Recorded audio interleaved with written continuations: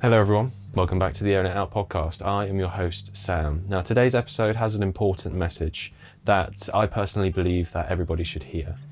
It is a little bit more on the serious side, however, it is my responsibility to make sure things don't get too dark and too glum, because that's not what you're here for. However, I do think today's message is worth saying, and I also do believe that it is worth listening to.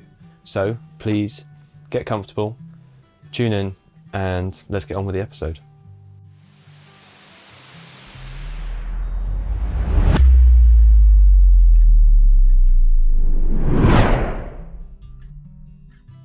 Those of you who have been listening to the Airing It Out podcast for a while are likely able to infer that our approach predominantly is to be proactive in preventing mental illness and mental ill health.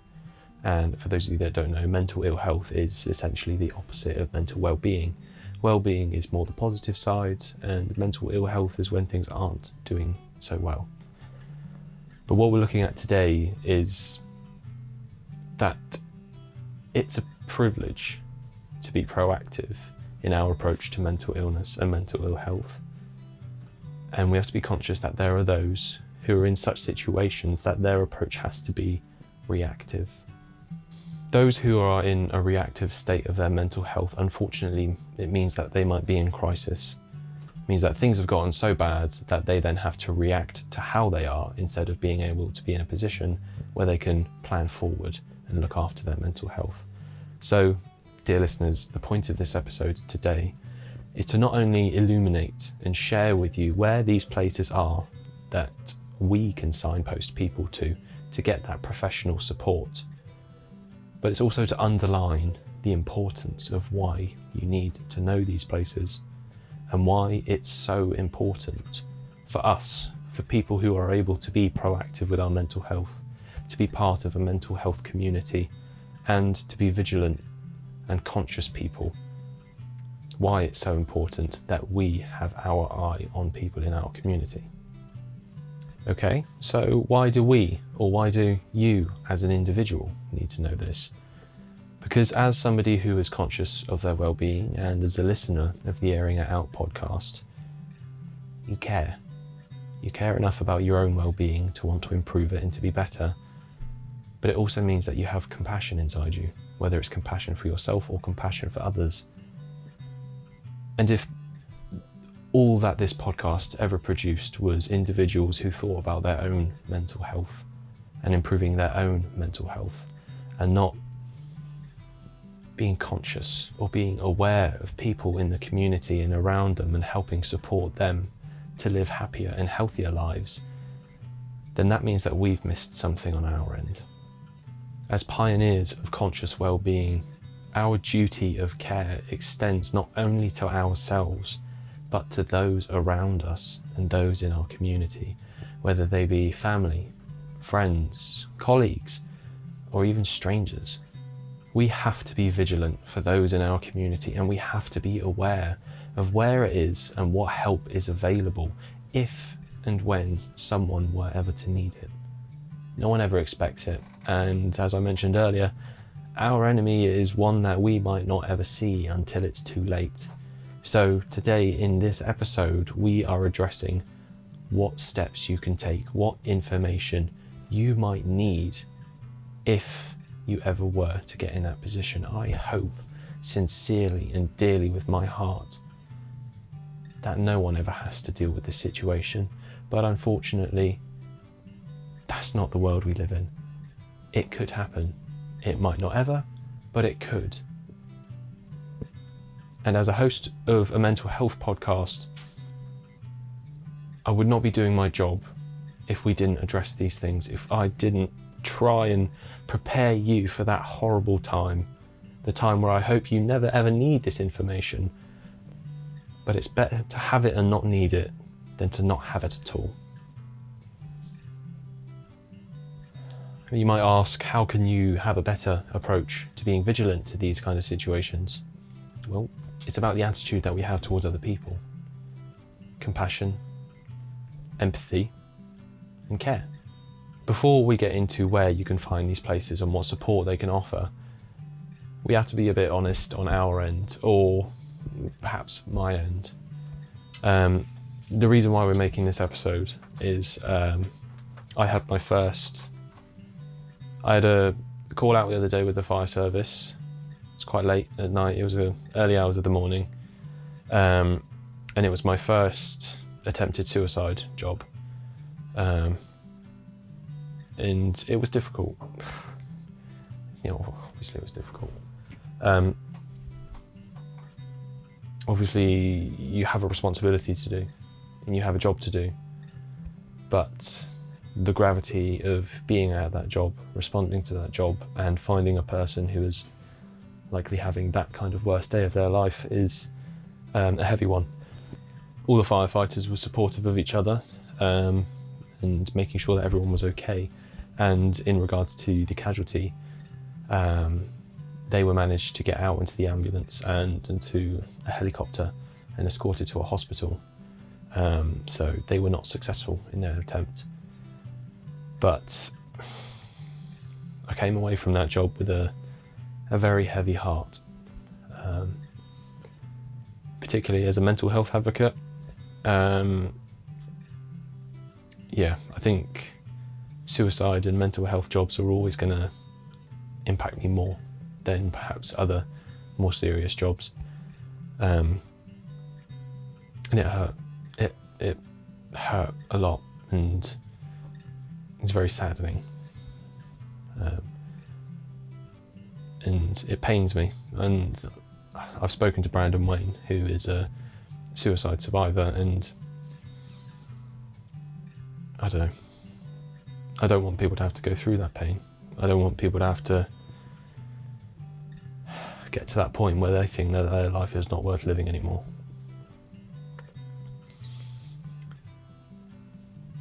So today's episode is what we can do to help somebody prevent from making that decision and giving them another chance. An additional confession is that I haven't been doing my part. Since our phase 2 of production, we haven't been signposting where you can get support.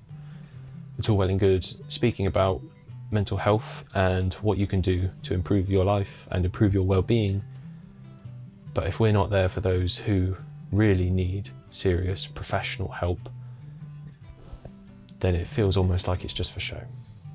So from now on, you will be able to find all the places that we are going to talk about in the comments, wherever you find it, because if we're going to talk about these things, we're going to do it properly, and we're going to represent everybody who is affected by mental health, not just those in a privileged position.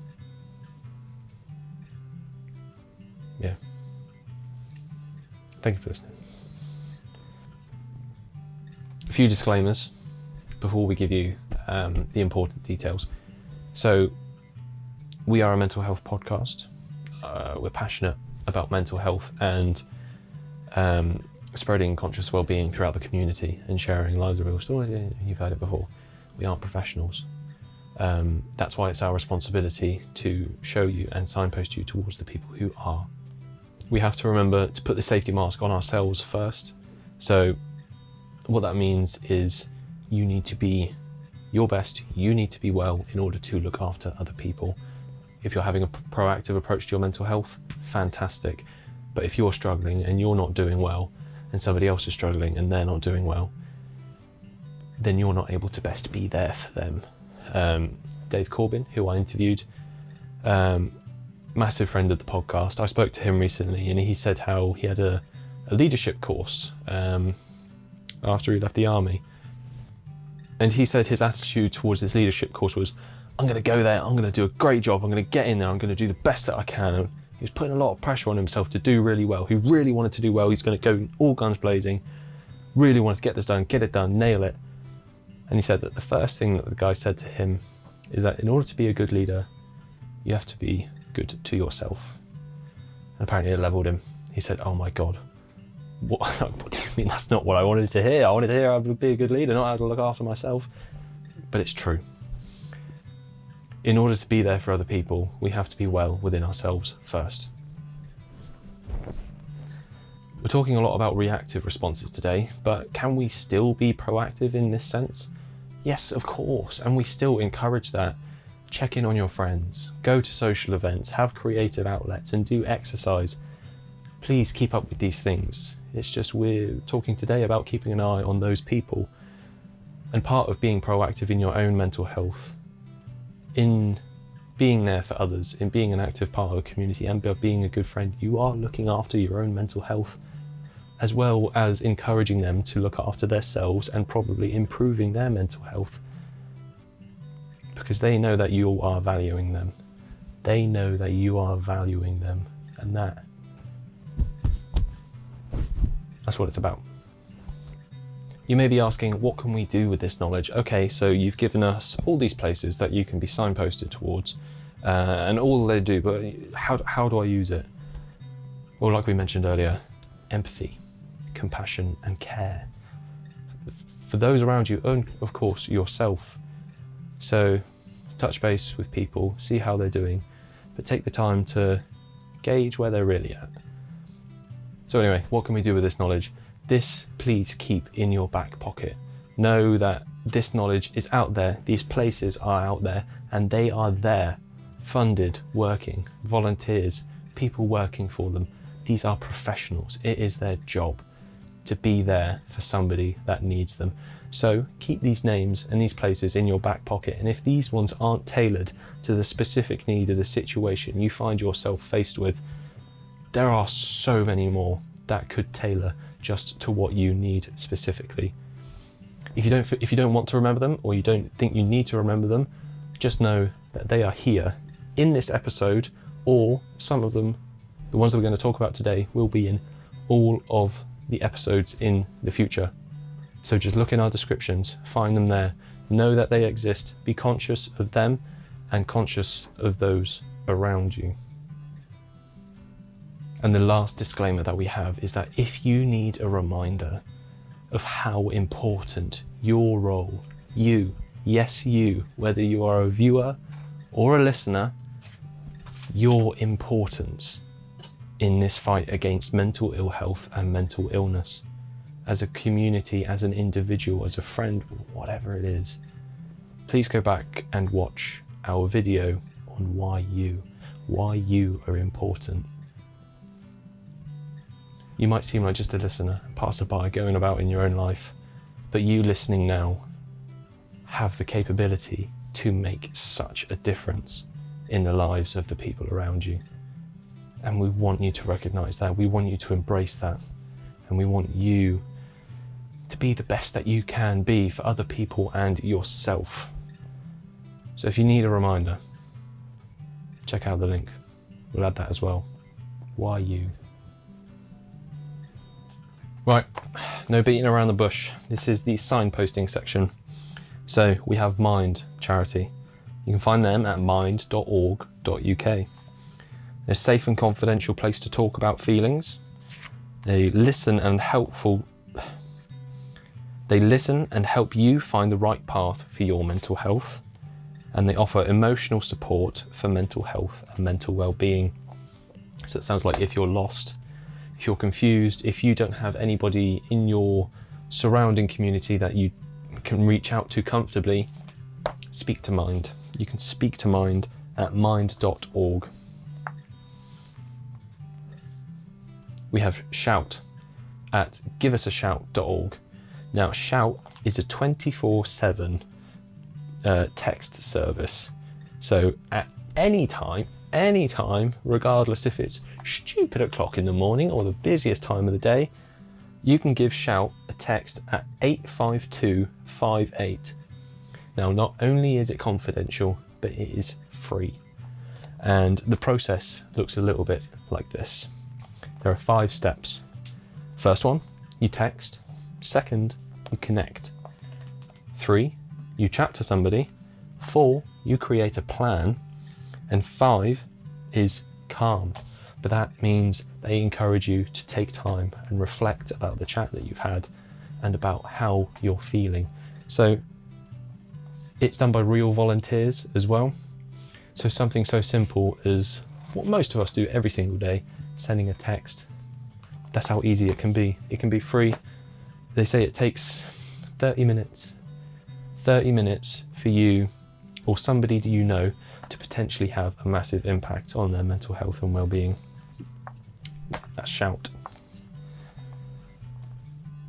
Of course, we have Samaritans at samaritans.org, 24/7 helpline. And you can call them at 116 123. They say whatever you're going through, regardless of what it is.